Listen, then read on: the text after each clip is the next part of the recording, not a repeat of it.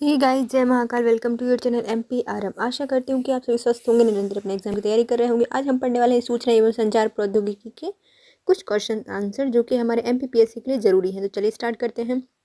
आपने हमारा channel subscribe किया होगा, वीडियो को लाइक करेंगे, कमेंट करेंगे और अपने प्यारे प्यारे फ्रेंड्स के साथ शेयर करेंगे। किसी भी माध्यम का प्रयोग कर सूचना का आदान प्रदान किया जा सकता है। तो किस माध्यम से हम सूचना का आदान प्रदान कर सकते हैं? तो हम संचार से सूचना का आदान प्रदान कर सकते हैं। वह माध्यम जिसके द्वारा सेंटर या जो सेंडर होता है वह रिसीवर को मैसेज या डेटा भेज सकता है, तो उसे क्या कहा जाता है? तो संचार माध्यम कहा जाता है, जिससे कि सेंडर रिसीवर को मैसेज भेज सकता है। ऑप्टिकल फाइबर किसका प्रयोग संचार माध्यम में किया जाता है? इसका आविष्कार कब किया गया था? जो ऑप्टिकल फाइबर्स हैं इसका प्रयोग संचार में किया जाता है। इसका आविष्कार कब किया गया था? 1952 में इसका प्रयोग किया गया था। ट्विस्टेड पैरेलल केबल बिना रिपीटर के कितनी दूरी तक डेटा का स्थानांतरण कर सकता है? जो ट्विस्टेड पेयर केबल होती है वह बिना रिपीटर के कितनी दूर तक डाटा को स्थानांतरित कर सकता है? तो 1 किलोमीटर तक वह डाटा को स्थानांतरित कर सकता है। डाटा संचारण की गति मापने की इकाई क्या होती है? जो डाटा को संचारण करने की गति मापी जाती है बैंड में। किससे मापी जाती है? बैंड में इसकी गति को मापा जाता है। इलेक्ट्रोमैग्नेटिक वेव का कॉन्सेप्ट निम्नलिखित में से किसके द्वारा दिया गया था? जो इलेक्ट्रोमैग्नेटिक वेव है इसका सबसे पहले कॉन्सेप्ट दिया गया था मैक्सवेल के द्वारा। किसके द्वारा? मैक्सवेल के द्वारा इसका प्रयोग किया गया था या फिर ये कॉन्सेप्ट दिया गया था। गामा किरणों की खोज किसके द्वारा की गई थी? गामा किरणों की खोज की गई थी बेकुलर के द्वारा। बेकुलर, बिल्कुल, गामा किरणों की खोज की थी बेकुलर ने। कोहरे में किस फोटोग्राफी के लिए प्रयोग किया जाता है? तो जो कोहरा होता है उसमें हमें यदि फोटोग्राफी करनी है तो हमें अवरक्त किरणों का प्रयोग करना पड़ेगा। किसका प्रयोग करना पड़ेगा? अवरक्त किरणों का। निम्नलिखित में से क्या एनालॉग सिग्नल का उदाहरण है? तो जो एनालॉग सिग्नल होते हैं वह मानव की आवाज़ एक एनालॉग सिग्नल का उदाहरण हो सकती है। देश में पहली सेलुलर सेवा कब प्रारंभ की गई थी? जो पहली सेलुलर सेवा है उसको प्रारंभ किया गया था अगस्त 1995 में। अगस्त 1995 में देश की पहली सेलुलर सेवा को प्रारंभ किया गया था। फेडमा क्या है? तो फेडमा होती है frequency division multiple access. Frequency division multiple access होती है फेडमा। फ्रीक्वेंसी को डिवीज़न करते हो मल्टीपल एक्सेस के लिए। प्रथम पीढ़ी का वे कि मोबाइल निम्नलिखित में से किस देश में विकसित किया गया था? जो पहली पीढ़ी का मोबाइल है उसको प्रारंभ किया गया था जापान के द्वारा। किसके द्वारा प्रारंभ किया गया था? जापान के द्वारा प्रारंभ किया गया था। टेलीफोन का आविष्कार किस देश ने किया था? जो टेलीफोन का आविष्कार है उसको फिनलैंड के द्वारा किया गया था और इसने मोटोरोला बनाया था। GPRS क्या है? तो GPRS होता है general packets radio service cellular technology. General packet radio service cellular technology. निम्नलिखित में से कौन सी जनरेशन IoT के लिए उपयुक्त मोबाइल जनरेशन है? तो जो IoT के लिए प्रमुख जनरेशन कौन सी होती है? तो 5G इसके लिए एक प्रमुख जनरेशन होगी IoT के लिए। स्मार्टफोन का जनक कौन है? तो स्मार्टफोन का जनक है मार्टिन कूपर। मार्टिन कूपर ने बनाया था स्मार्टफोन। वर्तमान में स्मार्टफोन में कौन सा एंड्रॉयड वर्जन इंस्टॉल है? तो जो वर्तमान में एंड्रॉयड चल रहे हैं वो है हमारा एंड्रॉयड 12.0। एंड्रॉयड 12.0 अभी वर्तमान में स्मार्टफोन में एंड्रॉयड वर्जन इंस्टॉल है। ICTAI में टी का मतलब क्या होता है? जो ICTAI है इसमें टी का फुल फॉर्म होता है ट्रांसफॉर्मेटिव। ट्रांसफॉर्मेटिव होता है ICTAI में टी का मतलब ट्रांसफॉर्मेटिव। विश्व में किस देश ने AI की शुरुआत की है? जो AI की शुरुआत की गई है जापान के द्वारा। निम्नलिखित में से कौन सा प्रतिक्रियात्मक AI का उदाहरण है? जो प्रतिक्रियात्मक AI है उसका उदाहरण है हमारा डीप ब्लू। क्या है? डीप ब्लू है जो कि प्रतिक्रियात्मक AI है। पहले इलेक्ट्रॉनिक प्रबंधक या फिर एम्पलीफायर की खोज किसने की थी? जो पहला इलेक्ट्रॉनिक एम्पलीफायर है इसकी खोज की गई थी ली डी फॉरेस्ट के द्वारा। ली डी फॉरेस्ट के द्वारा एम्पलीफायर की खोज की गई थी। प्रकाश तंतु का उत्पादन करने वाला देश का पहला राज्य है हमारा मध्य प्रदेश। मध्य प्रदेश में मंडीदीप। DTH की शुरुआत कब हुई थी? DTH की शुरुआत हुई थी अक्टूबर 2003 में। DTH की शुरुआत हुई थी अक्टूबर 2003 में। भारत की दूरसंचार नियामक बॉडी ट्राई का वर्तमान अध्यक्ष कौन है? तो ये हैं हमारे पी डी बघेला वर्तमान में संचार नियामक बॉडी ट्राई के वर्तमान अध्यक्ष हैं। सबसे पहले एंड्रॉयड ऑपरेटिंग सिस्टम पर आधारित मोबाइल फ़ोन किस कंपनी ने लॉन्च किया था? तो सबसे पहले एंड्रॉयड ऑपरेटिंग सिस्टम पर आधारित मोबाइल बनाया था HTC के द्वारा बनाया गया था। सबसे पहला वोल्ट रोबोट का निर्माण किसके द्वारा किया गया था? जो पहला वोल्ट रोबोट है इसको बनाया था प्रोफेसर रॉल्फ हॉलिस के द्वारा। प्रोफेसर रॉल्फ हॉलिस के द्वारा पहला वोल्ट रोबोट निर्माण किया गया था। रोबोट के हाथों को सामान्यतः क्या कहा जाता है? जो रोबोट के हाथ होते हैं उन्हें कहा जाता है एंड इफेक्टर। क्या कहा जाता है? एंड इफेक्टर कहा जाता है हाथों को। यह विश्व में पहले रोबोट कर्मचारी युक्त होटल की शुरुआत की गई है जापान में। Centre for artificial intelligent and robotics संस्थान कहाँ पर है? तो ये बनाई गई है हमारे बेंगलुरु में। Centre for artificial intelligent and robotics संस्थान है बेंगलुरु में। ऑटोमेटिक व्हीकल में प्रयुक्त होने वाला AI निम्नलिखित में से कौन सा है? तो जो ऑटोमेटिक व्हीकल होते हैं उसमें जो AI प्रयोग किया जाता है उसे कहा जाता है सीमित AI। सीमित AI के लिए बनाई गई प्रोग्रामिंग भाषा कौन सी है? तो AI के लिए प्रोग्रामिंग भाषा है लिस्प। कौन सी है? लिस्प। ई कॉमर्स का तात्पर्य क्या होता है? तो ई कॉमर्स का मतलब होता है इंटरनेट का व्यापारिक लेखा जोखा। ई कॉमर्स का अर्थ होता है इंटरनेट का व्यापारिक लेखा जोखा। वर्तमान में दुनिया में सबसे ज़्यादा रेवेन्यू जनरेट करने वाली ई कॉमर्स कंपनी कौन सी है? तो ये है हमारी अमेज़ॉन। वर्तमान में दुनिया में सबसे ज़्यादा रेवेन्यू जनरेट करती है ई कॉमर्स कंपनी अमेज़ॉन। निम्नलिखित में से किससे ट्रॉगल की कहा जाता है? जो ट्रॉगल की होती हैं वो होती हैं हमारी कौन कौन सी? एक नम लॉक की होती हैं और कैप्स लॉक की जो होती हैं उन्हें कहा जाता है ट्रॉगल की। DPI दर्शाता है, जो DPI है वो क्या दर्शाता है? डॉट पर इंच। DPI मतलब होता है डॉट पर इंच। OCR प्रकाश स्रोत की सहायता से कैरेक्टर को पहचाना जाता है। तो जो OCR होती हैं वो क्या कैरेक्टर को पहचानते हैं? यूज लिंक के द्वारा। यूज लिंक के द्वारा यह कैरेक्टर को यूज लिंक को पहचान लेती हैं OCR। निम्नलिखित में से कौन CPU का एक भाग है? तो CPU का भाग होता है ALU। CPU का भाग होता है ALU। कंप्यूटर में डाटा किसे कहा जाता है? जो कंप्यूटर में डाटा होता है वह क्या होता है? तो वह चिन्ह या फिर संख्यात्मक सूचना को डाटा कहा जाता है। चिन्ह या फिर संख्यात्मक सूचना को कहा जाता है डाटा। कंप्यूटर क्या है? तो कंप्यूटर एक प्रकार की इलेक्ट्रॉनिक मशीन है। निकनेट लॉन्च किया गया था, तो निकनेट को बनाया गया था 1987 में। 1987 में निकनेट लॉन्च किया गया था। स्वान का फुल फॉर्म क्या होता है? State wild area network. State wild area network. RTI act सन में लागू हुआ था। RTI सन में इम्प्लीमेंट हुआ था। 2005 में RTI एक्ट लागू किया गया था। निक का फुल फॉर्म क्या होता है? National information centre. National information centre. National. IT act 2000 dash में प्रभाव में आया था। जो IT एक्ट है इसको प्रभाव में लाया गया था 11 दिसंबर 2000 को। 11 दिसंबर 2011 मतलब 2000 को IT एक्ट 2000 लागू किया गया था, प्रभाव में लाया था। कंप्यूटर के कार्य करने का सिद्धांत क्या होता है? तो इसका होता है प्रोसेस करना। कंप्यूटर के कार्य करने का सिद्धांत है प्रोसेस। कंप्यूटर द्वारा दिया गया परिणाम क्या होता है? तो उसका होता है मतलब आउटपुट। जो आउटपुट देता है दिया गया परिणाम होता है आउटपुट।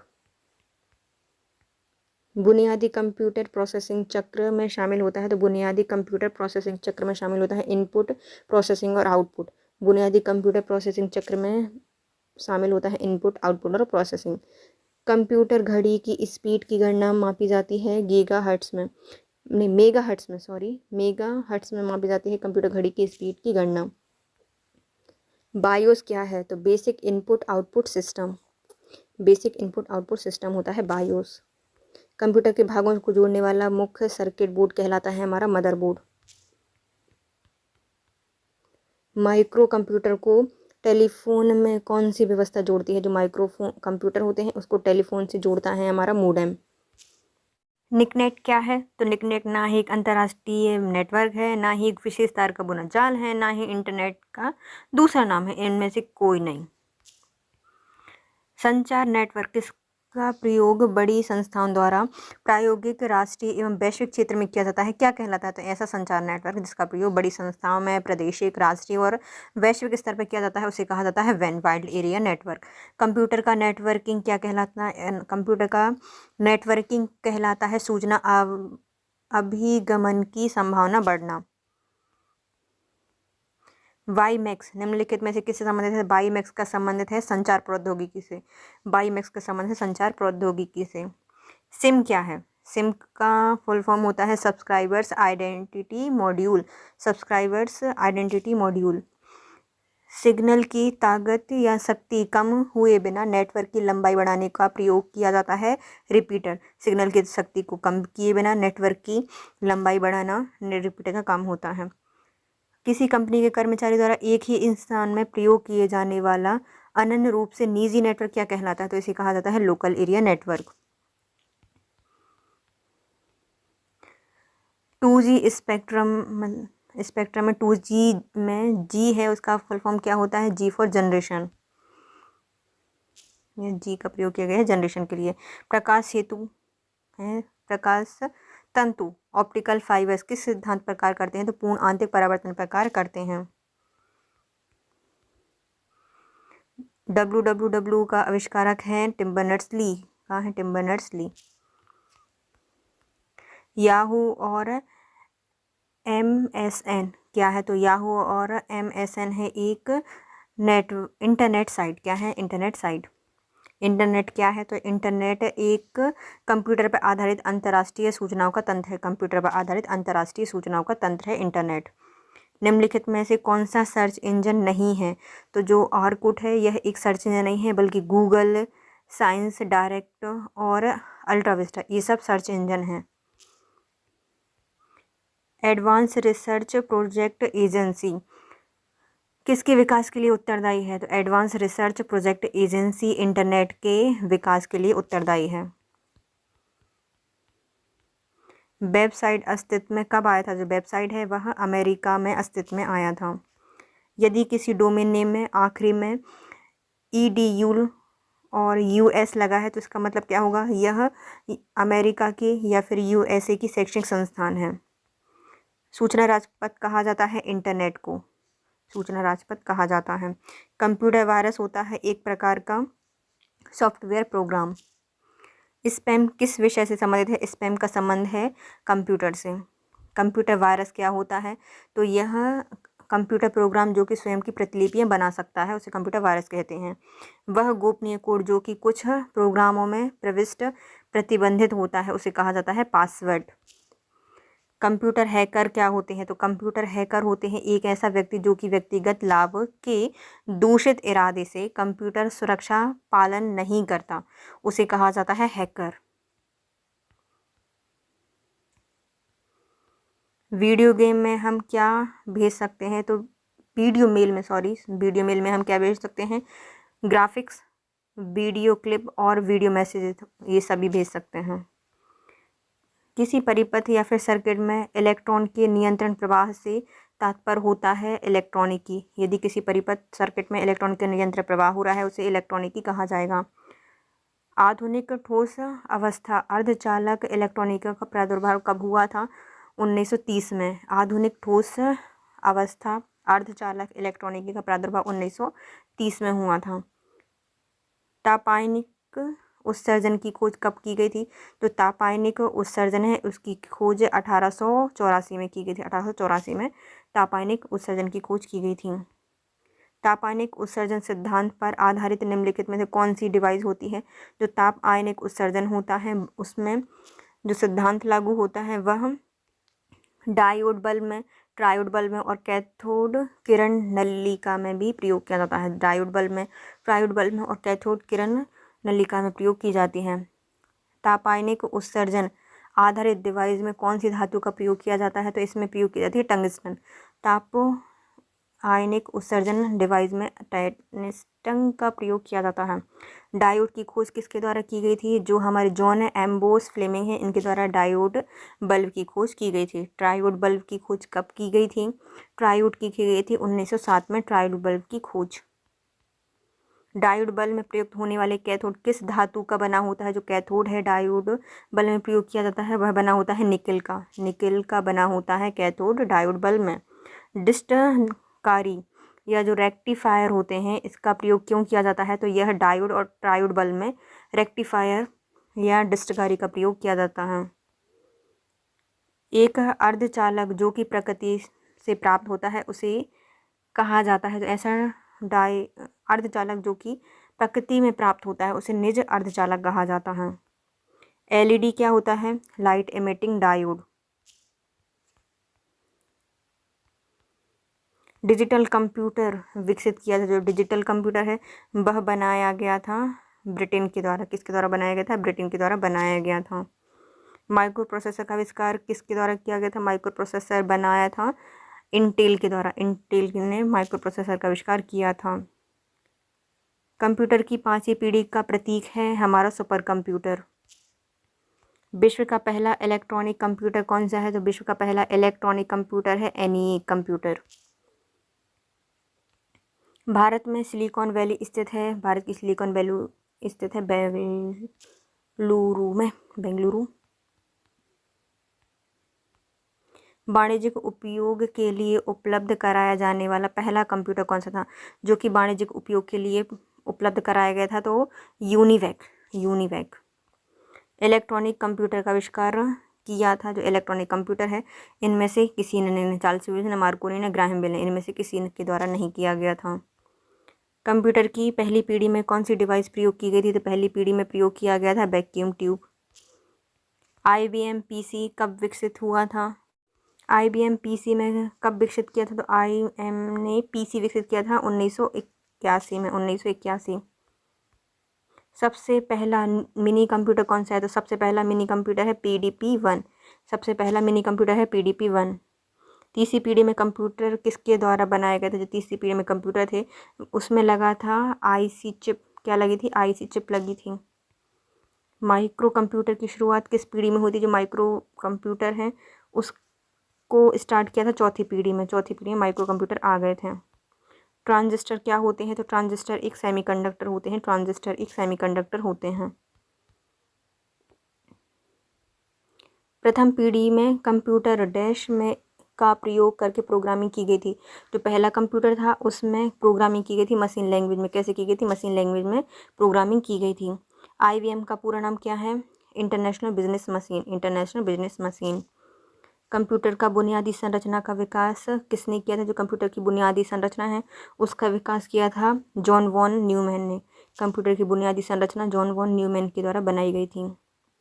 उस फ्रांसीसी का नाम क्या है जिसने वस्त्र बनाने की मशीन की डिज़ाइन में पंच कार्ड बनाया था? उनका नाम है Joseph Jacquard. Joseph Jacquard. Joseph Jacquard के द्वारा मशीन बनाई गई थी पंच कार्ड नाम की, और जो कि वस्त्र बनाने की मशीन थी। पहले मैकेनिकल एडिंग मशीन किस में जोड़ा जा सकता है? जो मैकेनिकल एडिंग मशीन थी उसको जोड़ा जा सकता था पास्कल लाइन से जोड़ा जा सकता था मैकेनिकल एडिंग मशीन को।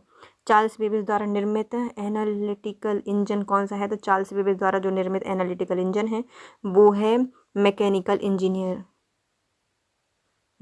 इंजन। प्रथम गणना करने वाला यंत्र कौन सा है? जिसने गणना की थी तो अबेकस पहला गणना करने वाला यंत्र है। पहला माइक्रो प्रोसेसर इंटेल अप 4004 को किसने बनाया था? तो इसको बनाया था ME हाफ के द्वारा। पहला माइक्रो प्रोसेसर इंटेल अप 4004 को बनाया था ME हाफ के द्वारा। ट्रांजिस्टर का आविष्कार करने वाले में से जॉन बार्डिन, विलियम शाक्ले के अलावा तीसरा व्यक्ति कौन था? तो इनका नाम है वाल्टर वेटन के द्वारा बनाई गई थी ट्रांजिस्टर। 3 व्यक्तियों ने बनाया था, जॉन बार्डिन, विलियम शाक्ले और वाल्टन वेटन के द्वारा। IC आविष्कार हुई थी। जो IC चिप है उसको बनाया था 1959 में IC चिप बनाई गई थी। कोबोल का विकास किस पीढ़ी में हुआ था? तो कोबोल का विकास हुआ था सेकंड पीढ़ी में कोबोल का विकास किया था। बेसिक का विकास किस पीढ़ी में हुआ था? बेसिक का आविष्कार हुआ था तीसरी पीढ़ी में और कोबोल दूसरी पीढ़ी में। पहला व्यावसायिक माइक्रो कंप्यूटर कौन सा है? तो पहला व्यावसायिक माइक्रो कंप्यूटर है एप्पल सेकंड। पहला व्यावसायिक माइक्रो कंप्यूटर है एप्पल सेकंड। वैक्यूम ट्यूब का विकास करने वाले व्यक्ति का नाम है, वैक्यूम ट्यूब बनाई थी जॉन एम्ब्रोस फ्लेमिंग के द्वारा। जॉन एम्ब्रोस फ्लेमिंग के द्वारा बनाई गई थी वैक्यूम ट्यूब। असेंबली भाषा का आविष्कार किसके द्वारा किया गया था? जो असेंबली भाषा है इसका आविष्कार किया था डॉक्टर ग्रेस हॉपर के द्वारा। डॉक्टर ग्रेस हॉपर के द्वारा असेंबली भाषा बनाई गई थी। IBM और हार्वर्ड आइकन द्वारा निर्मित पहला विद्युत यांत्रिक कंप्यूटर कौन सा है? IB और हार्वर्ड आइकन के द्वारा निर्मित किया गया जो पहला विद्युत यांत्रिक कंप्यूटर है वो है IB mark 1। IBM mark 1। IBM mark 1। Binary system का आविष्कार किया था, जो बाइनरी सिस्टम है इसका आविष्कार किया था एडा अगस्टा के द्वारा। बाइनरी सिस्टम एडा अगस्टा के द्वारा आविष्कार की गई थी। AI के जनक कौन है? तो AI के जनक हैं John McCarthy. John McCarthy AI के जनक हैं। जॉन मैकार्थी द्वारा AI के लिए खोजी गई पहली भाषा कौन सी थी? तो पहली भाषा थी लिस्प। एप्पल कंपनी द्वारा मोबाइल के लिए बनाया गया AI कौन सा है? तो जो एप्पल के लिए बनाया गया पहला AI है उसका नाम है सीरी। क्या नाम है? सीरी। निम्नलिखित में से AI के उदाहरण क्या है? तो AI क्या है? एक मशीन लर्निंग होता है, ऑटोमेशन होता है, रोबोटिक्स होता है। उपयुक्त सभी AI के उदाहरण हैं। IBM द्वारा निर्मित विश्व का पहला वॉइस कमांड आधारित मशीन कौन सी है? तो जो कि IBM के द्वारा बनाई गई है उसका नाम है सुई बॉक्स। सुई बॉक्स बनाई है IBM ने। इंटरनेशनल बिजनेस में सुई का बॉक्स लिखिए, सुई बॉक्स।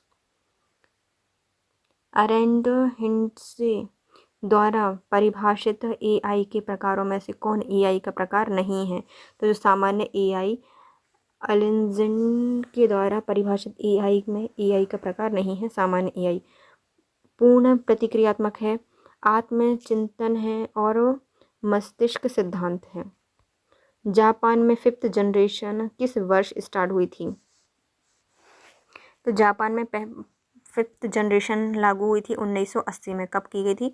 1980 में इसको लागू कर दिया गया था। नीति आयोग ने किसके साथ मिलकर ICTAT की स्थापना की है? तो नीति आयोग ने किसके साथ मिलकर? इंटेल और Tata institute of fundamental research के साथ मिलकर ICTAT की शुरुआत की है। इंटेल और Tata institute for fundamental research के साथ मिलकर। ICTAI का मुख्यालय कहाँ पे है? तो ICTAI का मुख्यालय है बेंगलुरु में। कहाँ पर स्थित है? बेंगलुरु में स्थित है। निम्नलिखित में से AI के लिए क्या सत्य नहीं है? तो निम्नलिखित में कौन सा AI के लिए संबंधित या सत्य नहीं है? पहला आता है मशीन लर्निंग AI का एक उदाहरण है, तो सही है। तो जो AI है वह मशीन लर्निंग का एक उदाहरण है। मस्तिष्क चेतन AI का प्रकार नहीं है, तो ये गलत है। मस्तिष्क चिंतक होता है इसमें। ऐसे AI जो किसी विशेष प्रकार के टास्क के लिए बनाए जाते हैं उन्हें सामान्य AI कहा जाता है, तो नहीं, ये भी गलत है। दोनों गलत है, पहला सही है।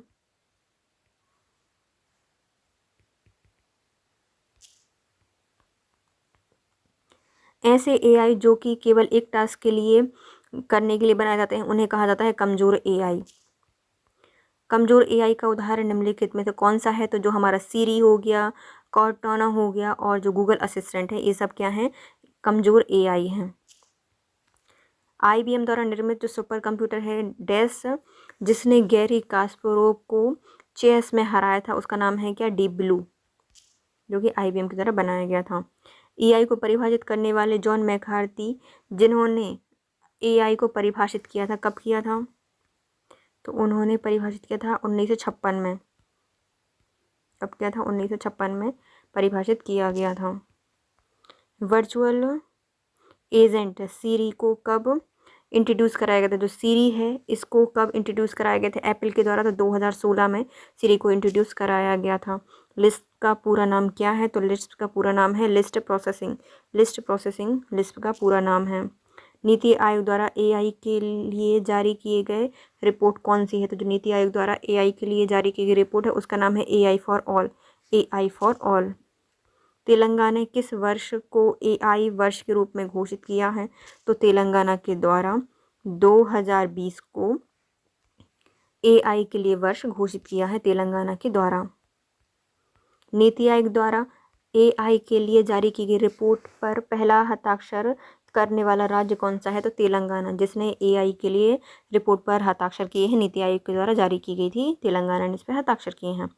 AI फॉर एक्सीलेंस सेंटर कहाँ पर स्थापित किया गया है? तो AI फॉर एक्सीलेंस सेंटर बनाया गया है।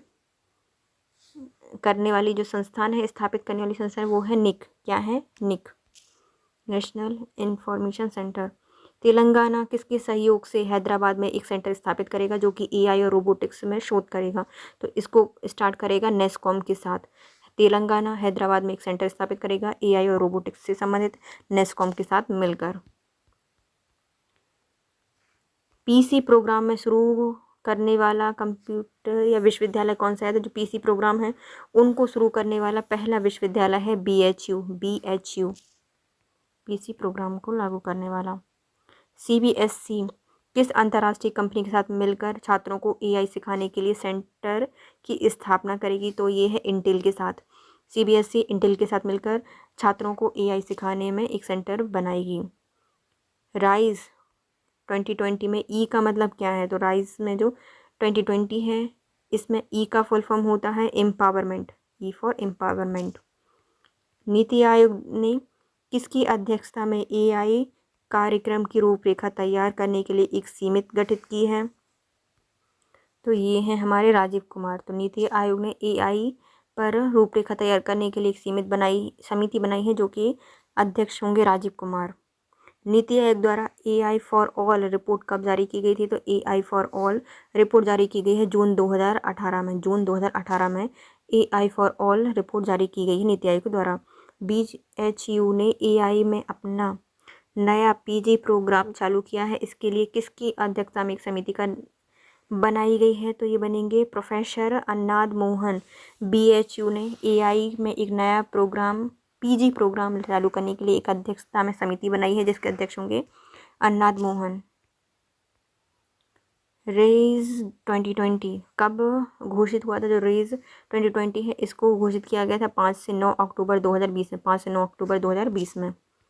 देश का पहला संस्थान जिसने AI के लिए अलग डिपार्टमेंट की घोषणा की है। तो AI के लिए अलग डिपार्टमेंट बनाएगा IIT दिल्ली। IIT दिल्ली के द्वारा AI के लिए एक अलग से डिपार्टमेंट बनाया जाएगा।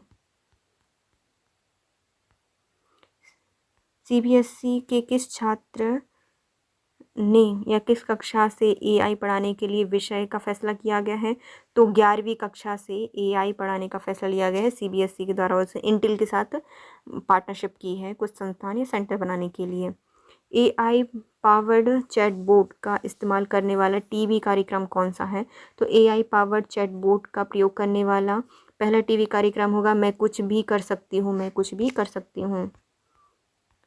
नीति आयोग ने Intel Tata institute of fundamental research के साथ एक सेंटर स्थापित करेगी जिसका नाम है ICTAI।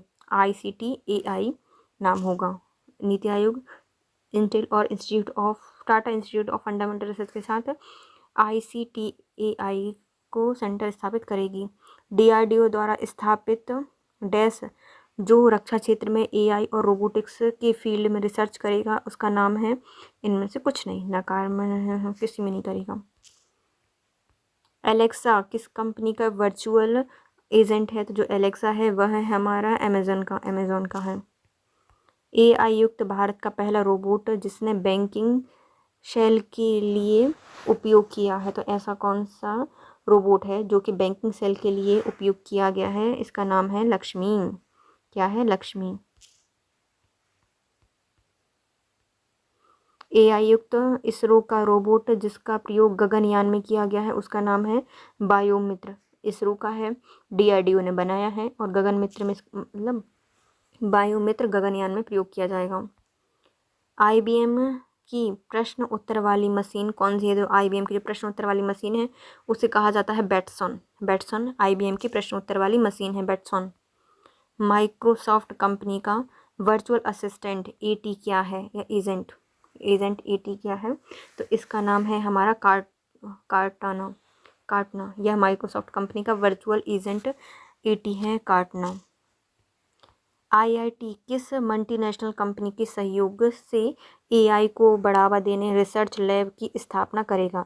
IIT किस मल्टीनेशनल कंपनी के सहयोग से AI को बढ़ावा देने के लिए रिसर्च लैब की स्थापना करेगा?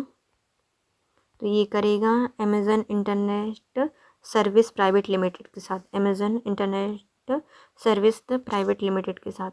मैं कुछ भी कर सकती हूँ एक टीवी कार्यक्रम है जिसमें AI युक्त चैटबोट का प्रयोग किया जाएगा। यह चैटबोट का नाम है डॉक्टर स्नेहा चैटबोट।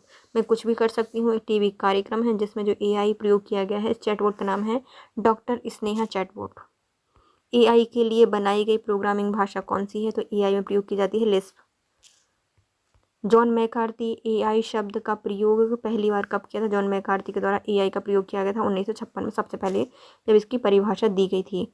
होंडा असीमो एक पर्सनल रोबोट का आविष्कार कब हुआ था? जो होंडा असीमो है इस रोबोट का आविष्कार हुआ था 2004 में। 2004 में इसका प्रयोग किया गया था।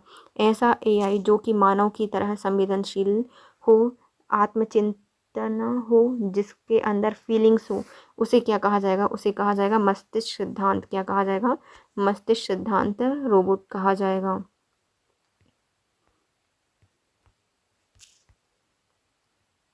NLP में L का फुल फॉर्म क्या होगा? तो NLP में जो L है उसका मतलब होगा लैंग्वेज।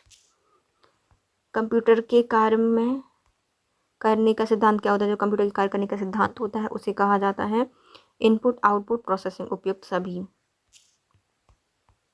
निम्नलिखित में से कौन सा उत्पाद प्लेटिनम ब्रांड के नाम से बेचा जाता है? जो हमारे माइक्रो प्रोसेसर होते हैं उनको प्लेटिनम ब्रांड से बेचा जाता है।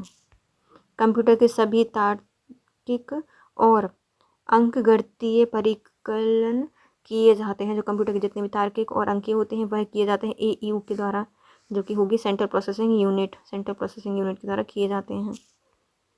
प्रोसेसर में एक कंट्रोल यूनिट और एक डैश शामिल होती है। जो हमारा प्रोसेसर होता है उसमें एक कंट्रोल यूनिट होगी और क्या होगी? एक अर्थमेटिकल लॉजिकल यूनिट का प्रयोग किया जाएगा।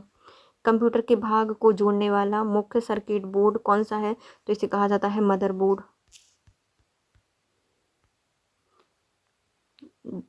जिस कंप्यूटर का ब्रेन भी कहा जाता है, कंप्यूटर का ब्रेन कहा जाता है हमारे CPU को।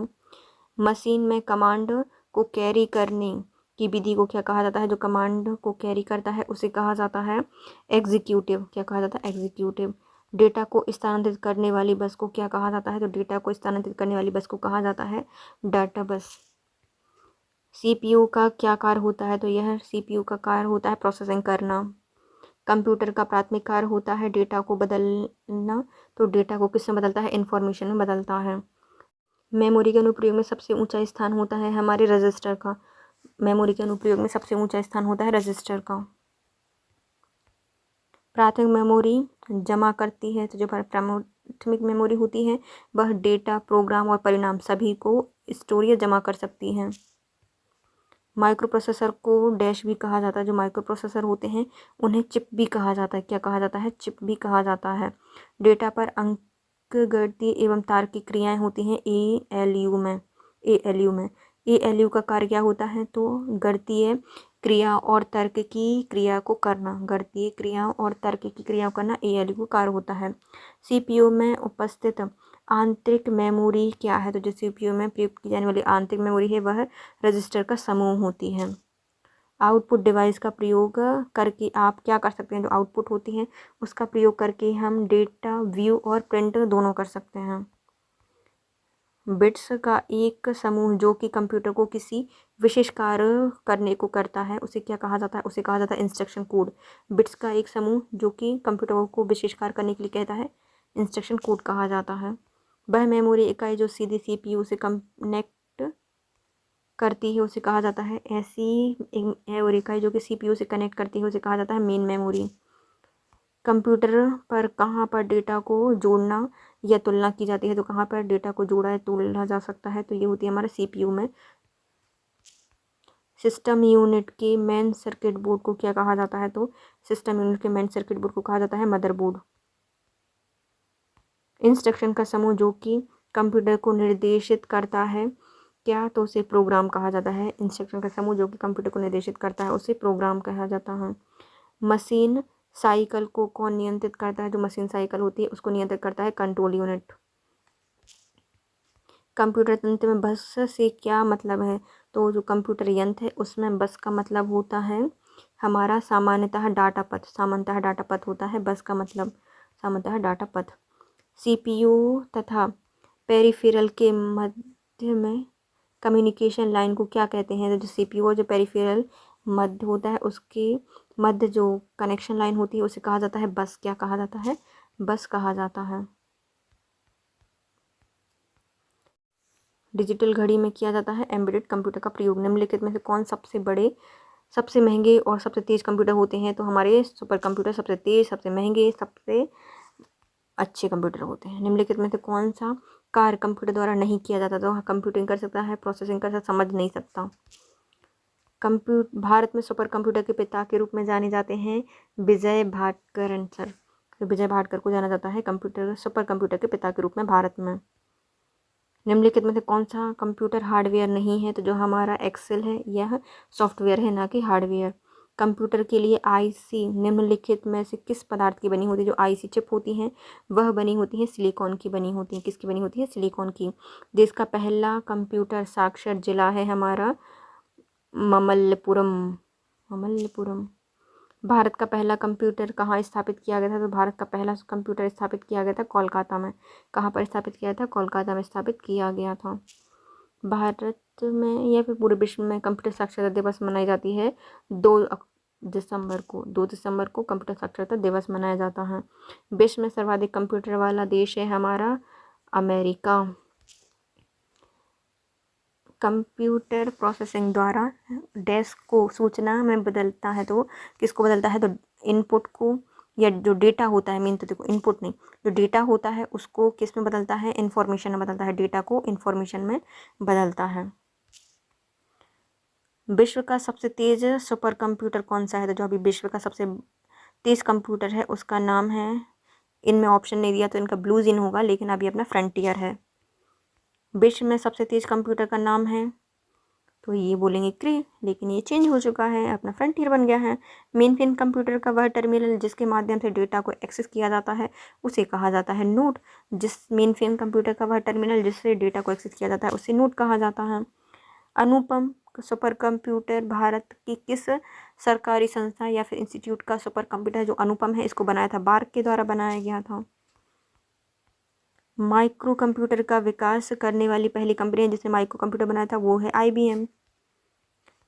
एक कंप्यूटर जिससे पोर्टेबल कंपनी नहीं माना जाता है, कंप्यूटर नहीं माना जाता, ऐसा कौन सा कंप्यूटर जिसको पोर्टेबल कंप्यूटर नहीं माना जाता? तो ये है मिनी कंप्यूटर, इसको पोर्टेबल कंप्यूटर नहीं माना जाता। कंप्यूटर आंकड़ों को स्टोर करने वाली एक सक्षम युक्ति होती है, तो ये सही है। यह गोपनीयता बनाए रखने में सक्षम है, हाँ, लेकिन पासवर्ड डालना पड़ेगा। कभी कभी वायरस द्वारा प्रभावित हो जाती है, तो सही, तो पहला और तीसरा सही है। निम्नलिखित में से अलग को पहचानना है ना, बाकी तीन एक प्रकार से समान होंगे। Micro computer, super computer, digital computer, notepad computer, ये सब यूज़ होता है, लेकिन सुपर कंप्यूटर हर जगह यूज़ नहीं होता, बल्कि उसको अलग से बनवाना पड़ता है, तो ये अलग हो जाएगा सुपर कंप्यूटर। जून 2020 के आधार पर विश्व का सबसे तेज कंप्यूटर कौन सा है? तो ये हो जाएगा हमारा विश्व का सबसे तेज कंप्यूटर, ये बोल रहे हैं सुमित, लेकिन अपना बन गया है अभी वर्तमान में जो है वो है फ्रंटियर। परम ब्रह्म जो कि भारत का एक सुपर कंप्यूटर है, कहाँ स्थापित है? जो परम ब्रह्म है इसको IISER बेंगलुरु में स्थापित किया गया है। परम ब्रह्म IISER बेंगलुरु में स्थापित किया गया है। परम ब्रह्म किस वर्ष बनकर तैयार हुआ था? 2020 में यह बनकर तैयार हुआ था। CDEC में ए का फुल फॉर्म क्या है? तो CDEC में जो ए है उसका फुल फॉर्म है एडवांस, और इसका हेडक्वार्टर है पुणे में।